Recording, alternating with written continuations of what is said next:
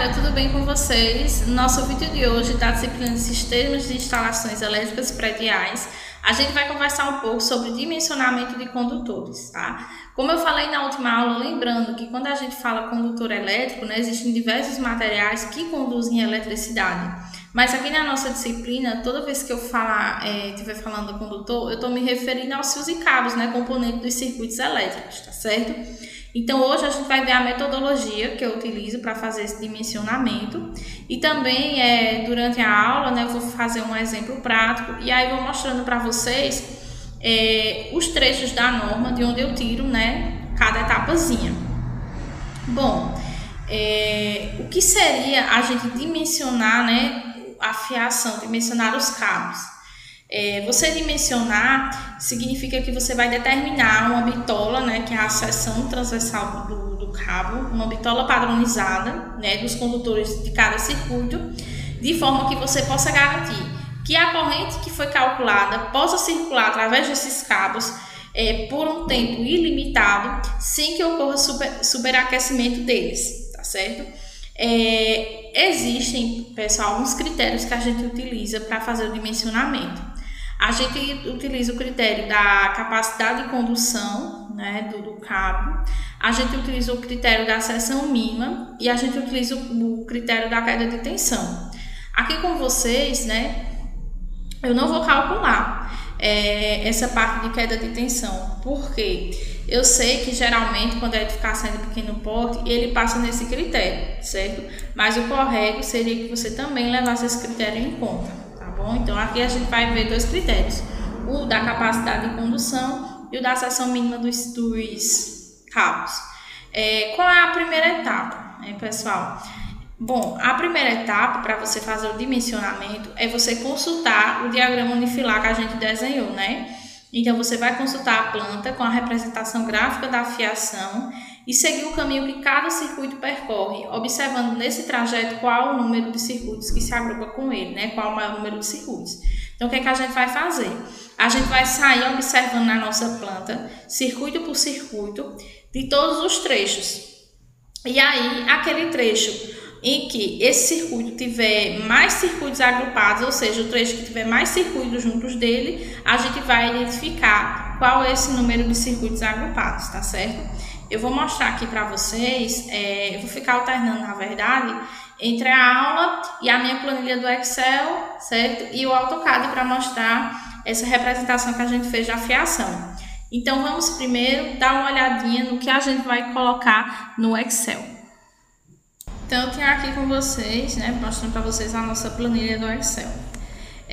Aqui, pessoal, na minha planilha, eu tenho a previsão de cargas, né, que a gente já fez anteriormente, e tenho aqui, ó, a divisão de circuitos, né? Deixa eu desmarcar aqui.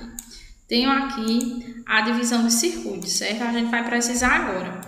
Então, olha, o primeiro passo é a gente olhar o número de circuitos agrupados. Então, aqui eu vou identificar, ó, vou colocar aqui primeiro dimensionamento de condutores. E aqui a gente vai identificar o circuito, certo? Aí, nessa coluna aqui, a gente vai colocar os circuitos que tem aqui, ó, que são 10, né? Então, eu vou colar aqui esses circuitos, certo? Então, qual é a primeira coisa que a gente está observando, né? Ali, a primeira coisa que a gente está observando é o número de circuitos agrupados, certo? Vocês vão entender o que é bem direitinho quando eu começar a fazer o exemplo. Pronto. Aí a gente vai observar primeiro o número de circuitos agrupados. Vamos observar aqui na nossa planta. Eu tentei gerar o PDF, porque eu acreditei que ficava mais fácil, mas ficou mais difícil de visualizar. Por isso eu vou mostrar no AutoCAD mesmo, tá certo? Então a gente tem aqui na nossa caixa de distribuição, o circuito 1 é o circuito aqui, ó, de ar-condicionado desse quarto 1. Então, eu vou observar o percurso que esse circuito faz, desde que ele sai do nosso quadro de distribuição de circuitos até chegar no ar-condicionado. Olha, então eu tenho esse primeiro trecho, né, de eletroduto, onde estão passando os circuitos, né, 1, 4 e 6. Então, nessa situação, nós temos 3 circuitos agrupados. Depois, a gente tem esse outro trecho aqui, ó, que também tem o circuito 1. Só que, como está chegando já aqui no ar-condicionado, só há ele mesmo passando no eletroduto. Então, o pior caso para o circuito 1 é esse aqui, onde nós temos 3 circuitos agrupados. Então, a gente vai vir aqui e colocar 3, né? O próximo circuito é outro circuito de ar-condicionado, do quarto 2. O que a gente vai fazer, ó, vamos observar. Olha onde o circuito saiu aqui, junto com o circuito 9. Então, ele veio para cá, ó, nesse eletroduto, veio por esse outro eletroduto, e aqui, ó, ele chegou aqui no aparelho de ar-condicionado. Então, no caso, ó, aqui ele estava agrupado com 9. Aqui também ele está agrupado com o circuito 9. E aqui ele está sozinho, né?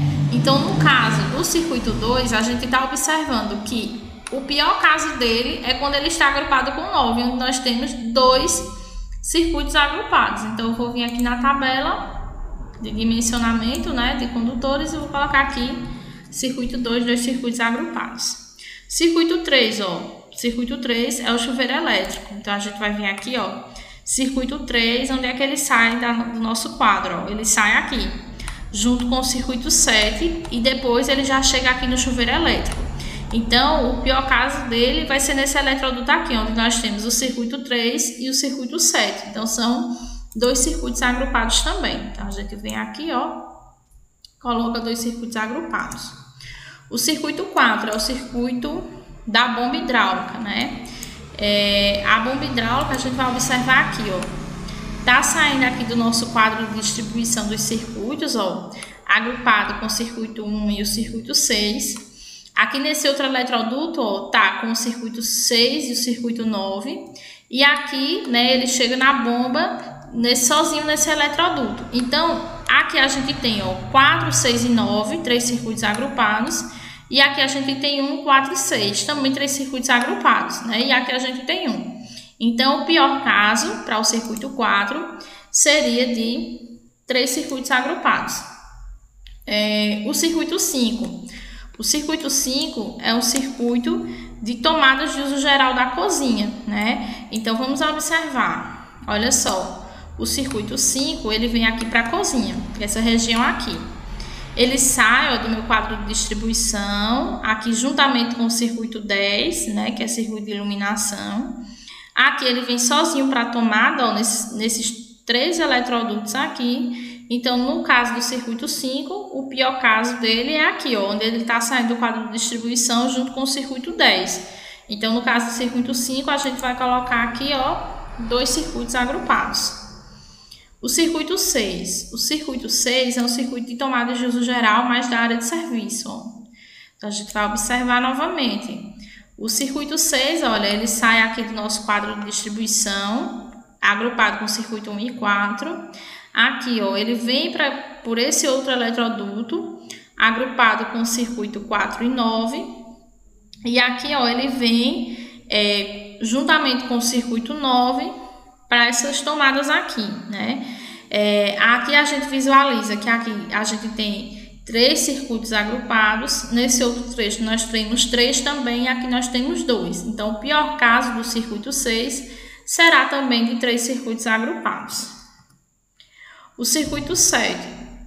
Circuito 7 também é o circuito de tomada de uso geral, né? Do quarto 1, do quarto 2 e do banheiro. Então, vamos observar quantos circuitos a gente vai identificar aqui agrupados com o 7. Ó, quarto 1, quarto 2 e banheiro, né?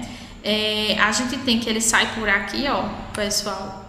E aqui vamos observar primeiro para o lado do quarto 1, tá certo? Ele vem aqui, ó, para o quarto 1 através desse eletroduto. E aí ele vai para as tomadas, ó. Vem para essa tomada e para essa tomada. Aqui a gente tá observando, ó, que a gente tem aqui 2 circuitos agrupados, 3 e 7. Nesse outro eletroduto aqui nós também temos 2, né, ó, 7 e 9. E aqui nós temos apenas o circuito 7 passando nesses eletrodutos. Então, no caso desse circuito, o pior caso dele, para o quarto 1, são 2 circuitos agrupados. Vamos observar aqui também para o trecho do banheiro, ó.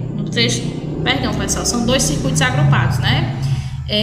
No trecho do banheiro também, ó, a gente identifica que ele vem para cá, ó, por esse eletroduto, onde ele está agrupado com o circuito 9, nesse caso também são 2 circuitos agrupados.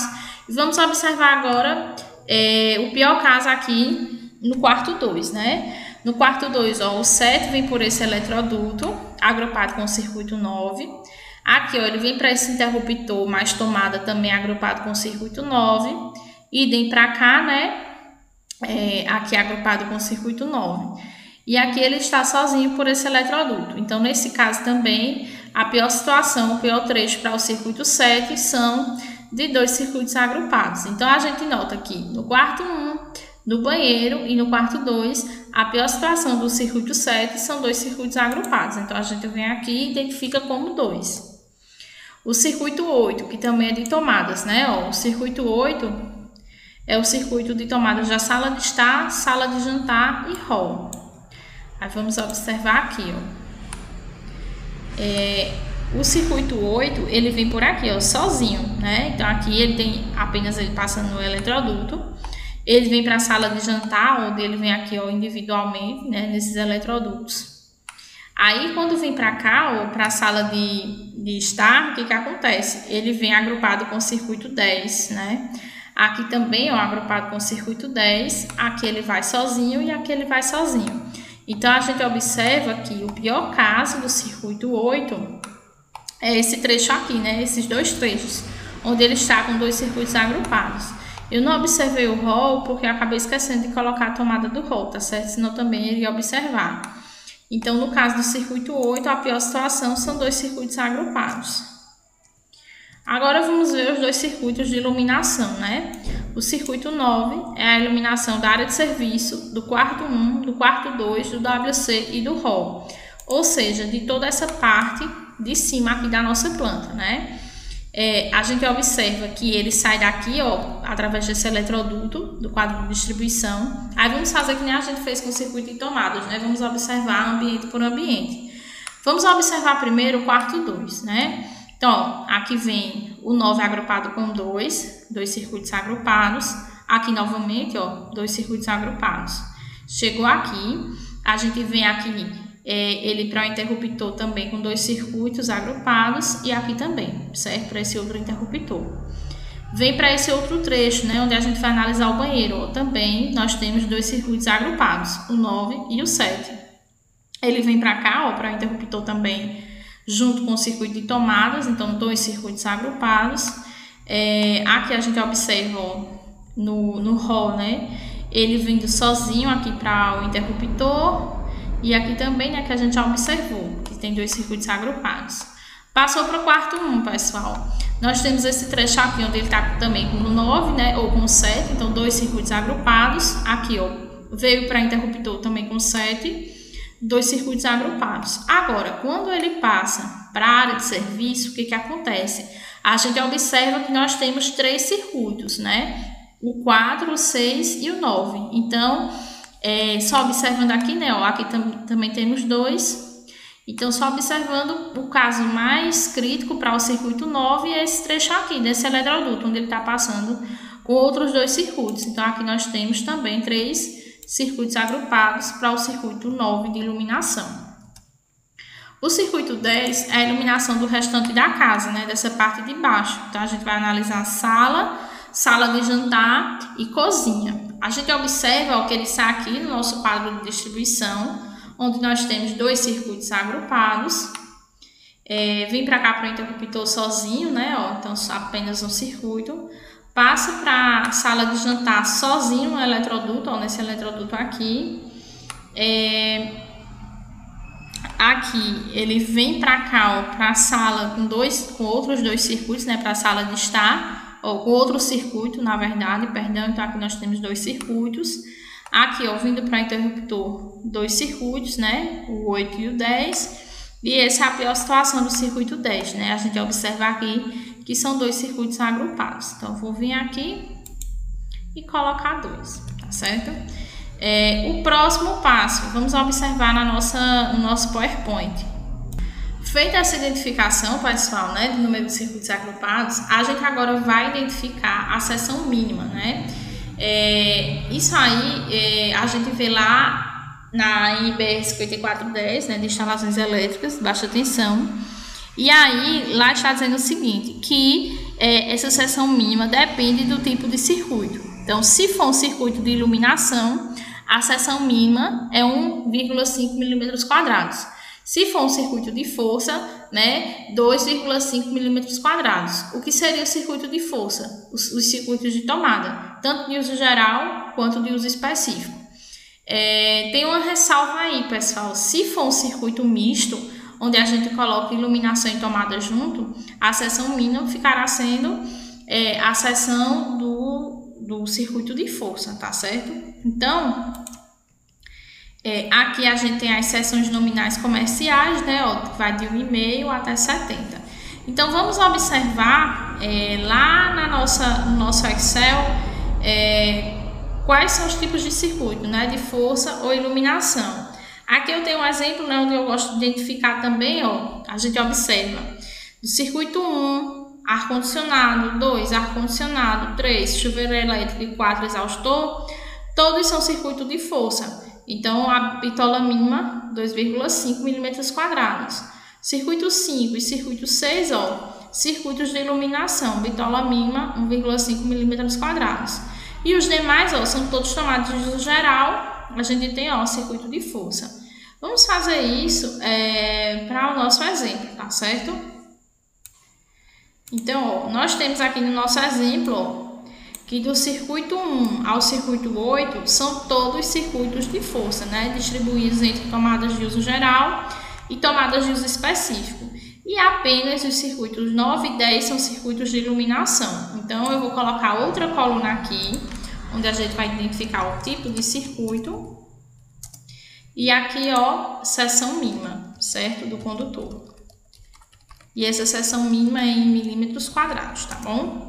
Vou colocar aqui só uma quebra de texto, que eu gosto de deixar organizado. Pronto. Vamos lá. Então, como a gente falou ali, ó, simples, né? Força, circuito 1 a 8 e 9 e 10 iluminação. Então, a gente vai só copiar aqui e aqui. Aí, vamos agora estabelecer, né? Ó, circuito de força, a seção mínima, 2,5. Iluminação, 1,5. A gente vai puxar aqui, ó, até chegar aqui. E aqui para o último circuito, certo? Vamos agora para a próxima etapa. Bom, pessoal, agora eu vou falar com vocês sobre o fator de agrupamento dos circuitos. Mas antes de falar, pessoal, dessa parte de fator de agrupamento, eu vou mostrar para vocês essa tabela, certo? Essa tabela, ela fala sobre o método de instalação, né, dos nossos condutores e do método de referência, que ele faz a descrição, certo? E também tem um esquema ilustrativo. Então, para utilizar as próximas tabelas, a gente precisa saber esse método de referência. Então, aqui tem várias situações, ó. Por exemplo, esse método de instalação número 1. Condutores isolados ou cabos unipolares em eletroduto de seção circular embutido em parede termicamente isolante. Não é nossa situação. Aí a gente vai descendo mais aqui, ó. Condutores isolados ou cabos unipolares em eletroduto aparente de seção não circular sobre a parede. Também não é nosso caso, né? Aí aqui a gente vê, ó. Condutores isolados ou cabos unipolares em eletrodutos de seção circular embutido em alvenaria. É exatamente a nossa situação, né? E aí, pessoal, esse método de referência diz que o nosso método vai ser o B1. Com isso, a gente pode ir lá para a tabela de agrupamento dos circuitos, né? Eu vou ler só esse pedacinho aqui para vocês. Olha.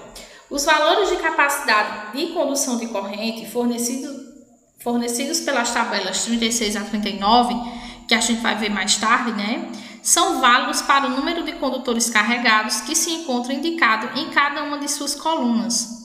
Para linhas elétricas contendo um total de condutores superior às quantidades indicadas na tabela 36 a 39, a capacidade de condução do corrente dos condutores de cada circuito deve ser determinada usando-se as tabelas 36 a 39, com a aplicação dos fatores de correção pertinentes, dados nas tabelas 42 e 45, que são os fatores de agrupamento que a gente quer ver. Sobre o número de condutores carregados a ser considerado por circuito, V6.2.5.6, tá certo? Só uma observação, né, sobre o número de condutores carregados, eu vou falar aqui para vocês, essa tabela aqui, ó, que fala o esquema de condutores vivos do circuito e o número de condutores carregados a ser adotado. Então, ó, se o sistema é monofásico, há 2 condutores, fase neutro, né? 2 seria esse número de condutores carregados, né?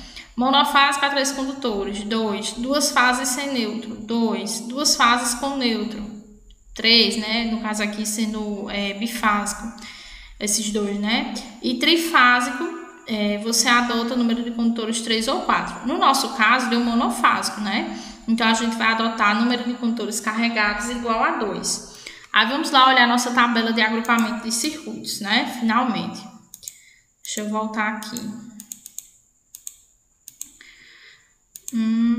A tabela... essa daqui, né? Então, ó, fatores de correção aplicáveis a condutores agrupados em feixe, em linhas abertas ou fechadas, e a condutores agrupados no mesmo plano em camada única. Então, a gente vai olhar aqui, ó, número de circuitos, né, ou de cabos multipolares, então, o número de circuitos agrupados. Aqui a gente vai olhar, ó, o nosso método de referência é o B1, né, tá entre A e F. E aqui, ó, forma de agrupamento dos condutores. Em feixe ao ar livre ou sobre superfície, embutidos em conduto fechado, né? A nossa situação é essa última aqui, né? Embutidos e em conduto fechado. Então, pessoal, quando a gente tiver apenas um circuito, esse fator é igual a 1. 2 circuitos, esse fator é 0,8. 3 circuitos, 0,7. E assim, né, esse fator vai reduzindo quanto mais circuitos agrupados você tiver. Eu sempre recomendo que quando você for fazer o desenho, você agrupe no máximo 4 circuitos juntos, né? Que você evite agrupar um grande número de circuitos. Por quê? Isso vai fazer com que você precise usar bitolas maiores e também aumentar o diâmetro do eletroduto, né? A gente vai ver isso mais à frente. Então, no nosso caso, a gente viu que nossas situações eram 2, né? 2 e 3 circuitos agrupados. Então, onde tiver 2 circuitos agrupados, a gente vai pegar esse fator de 0,8, né, de agrupamento, e onde tiver 3, 0,7. Vamos olhar isso na planilha. Então, aqui, ó, eu vou chamar esse fator de agrupamento de FAzinho, né?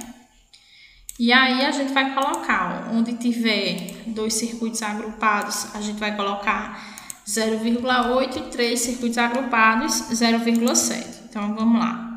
0,7, 0,7, 0,7, 0,7. E aqui, 0,8, 0,8. Aqui, né? 0,8, 0,8, 0,8, 0,8. Tá certo? Bom, outro fator que a gente considera é o fator de temperatura. Esse fator de temperatura, ele depende da temperatura do ambiente, né, onde a instalação será feita. Vamos observar. Então, olha só, pessoal. Aí, essa tabela é onde a gente vai pegar esse fator de correção para temperaturas ambientes diferentes de 30 graus, né, para linhas não subterrâneas, e de 20 graus para linhas subterrâneas. Então, ó, no nosso caso, aqui é bastante quente, né, onde a gente mora. Então, eu vou pegar esse aqui, né, de linhas não subterrâneas, e aqui eu vou pegar 40 graus, tá certo? Mas aí vai depender da sua região. Então, isolação de PVC, que é o nosso, né, para 40 graus, esse fator é 0,87. E ele é assim para todos os circuitos, certo? Agora, pessoal, para a gente dimensionar, a gente precisa calcular uma corrente, né, que eu chamo de corrente fictícia, que ela facilita a gente determinar a bitola do condutor, certo? Quem será essa corrente? Vou chamar ela de I e FIC. Essa corrente, ela é dada pela seguinte expressão. Ela vai ser a corrente de projeto IB dividido pela multiplicação dos fatores, né, de temperatura e fator de agrupamento dos circuitos. Então, a gente vai vir aqui, ó, igual a nossa corrente de projeto, ó, IB, dividido pela multiplicação entre os fatores. Então, aqui, ó.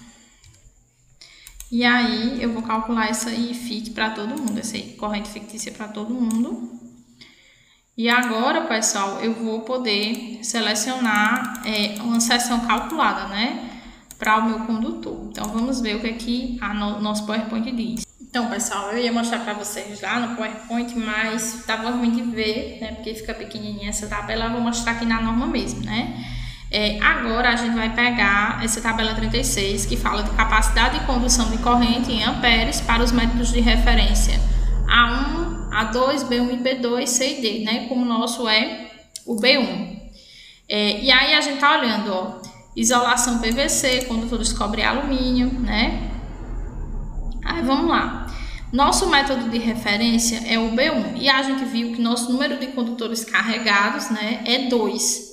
Então, a gente vai começar a observar essa corrente fictícia, né, que eu falei para vocês. Olha, a primeira corrente, ela é de 11,20. Eu vou colocar aqui, ó, seção, capacidade de condução. E aqui, ó, em milímetros quadrados. O que é que vai acontecer, pessoal? A gente vai entrar na tabela com a corrente, com essa corrente, e aí vamos, a partir dessa corrente, pegar uma seção de condutor. Então, ó, a primeira é 11,20. Que a gente vai observar, ó, 11 não atende, né, tem que ser maior, então a gente pega 14. Para 14 amperes, né, essa seção nominal ela é de 1 milímetro quadrado. Então, a gente vem aqui, ó, e coloca 1. Deixa eu já centralizar todo mundo. O próximo, né, ó, o próximo é 9,8. 9,8, ó, 9 não atende, né, vai para o 11, dá 0,75. Então, a gente vem aqui, ó, 0,75. Depois, deixa eu só aumentar aqui.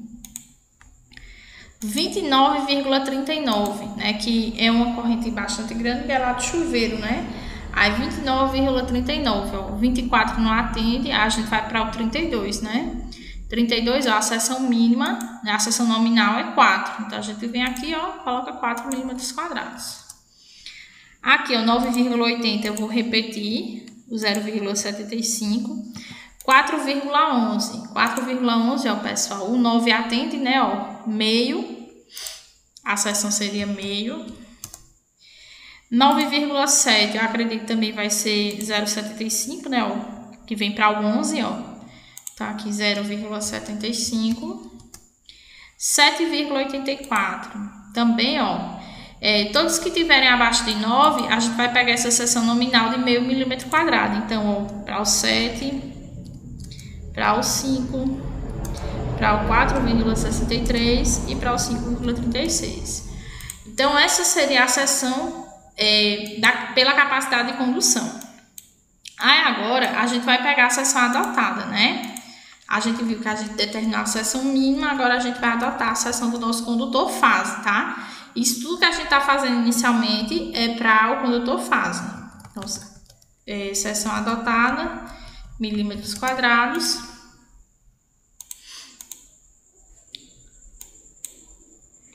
Então, ó, o que é que vai acontecer aqui? Ele vai precisar adotar a maior seção entre a mínima e essa de capacidade de condução, né? Então, entre essa, vamos pintar aqui para a gente identificar, e essa aqui, ó. Então, igual a maior, né? Máximo entre essa seção, ponto e vírgula, essa seção. Então, ó, se aqui a seção de capacidade de condução deu 1 milímetro quadrado e a mínima é 2,5, ele vai adotar a maior, né? E assim sucessivamente, ó. Então, a gente vê aqui que a seção que deu maior foi essa daqui, né? Que é justamente a do chuveiro elétrico. Então, a gente observa aqui, ó, para os demais circuitos de força, né? A seção ficou de 2,5 para os circuitos de iluminação de 0,5 milímetro quadrado, né? Agora, esse aqui é o condutor fase, né? Falta a gente falar sobre o condutor neutro e o condutor de proteção. Aí, pessoal, ó, a respeito do condutor neutro, né? A gente tem na tabela 48 da norma, ó, seção reduzida do condutor neutro. Então, ó, seção do condutor fase em milímetros quadrados. Então, quando fase for menor ou igual a 25 milímetros quadrados, a seção do neutro será igual a do fase. Então, até 25 milímetros quadrados, a seção desses condutores será igual. Serão iguais, né? Então, aqui na nossa situação, ó, aqui seção do neutro, vou colocar aqui.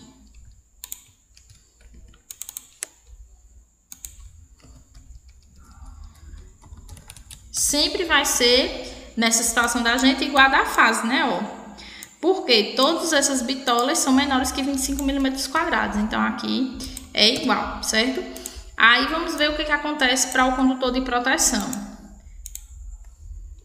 Então, aqui, pessoal, ó, só para a gente concluir. Nessa tabela 58, a gente tem a seção mínima do condutor de proteção. Então, aqui, ó, seção dos condutores de fase, milímetros quadrados, igual a 16, menor ou igual a 16 milímetros quadrados. Então, é bem parecido, na verdade, com o condutor neutro. Só que aqui nessa situação é o seguinte: se a seção da fase ela for menor ou igual a 16 milímetros quadrados, o condutor de proteção vai ter a mesma seção, certo? Então, vamos lá também só para a gente concluir nossa planilha. Então, aqui, ó, proteção, né, que é o terra. Vai ficar bem grandão por conta dessa tabela aqui de cima, né? Proteção em milímetros quadrados, né? Aqui vai ser igual ao fase também. Exceto, né, nos circuitos de iluminação que a gente não colocou condutor terra, tá certo? Então, pessoal, aqui a gente conclui, né, o dimensionamento da gente, dos condutores. E é isso.